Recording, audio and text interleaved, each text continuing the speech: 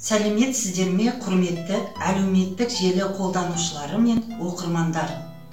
Бүгін сіздерге ұлы ақын Абай Құнанбайұлының 175 жылдығына орай біз Чапаев ауылдық кітапханашылары Абай Дана, Абай Дара Қазақта атты онлайн видео көрмесін назарларыңызға ұсынамыз.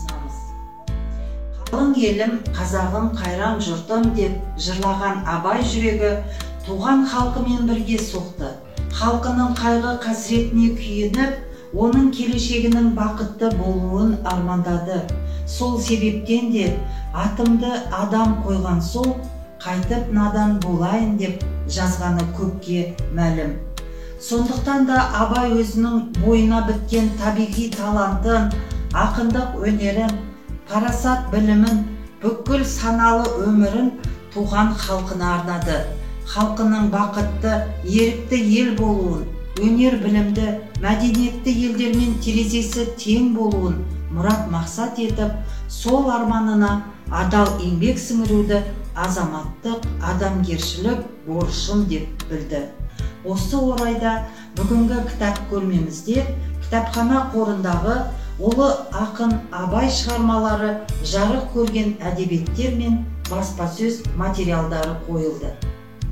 Әлеуметтік мазмұны терең, асқан шеберлікпен жазылған ақын өлеңдері өз заманының шындық бейнесін әдебиет айнасына айнытпай түсірумен қатар халықтың келешекке бой ұрған ой санасының жетекшісі болды.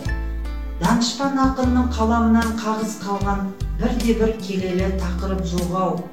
Бұрын қазақ поэзиясында болмаған тамаша табиғат лириканы, бүкіл адам баласына ортақ терең нәзік сезім сырына толы адал махаббат лирикалары, философиялық, адамгершілік тақырыбына жазылған лирикалар, қуаныш, күйініш жырлары, жарқын әзіл қалжың өлеңдер, сағыныш сәлем хат түрінде жазылған өлеңдер, көңіл күйі, ой толқынынан туған туындылар, ақындық өнер, ән, күй, музыка өнері туралы өлеңмен түйіндірген Абайдың эстетикалық қағидалары, осының бәрі ақын поэзиясының ұшан теңіз байлығын, тереңдігін, көркем сөздің нағыз классик үлгісін танытады.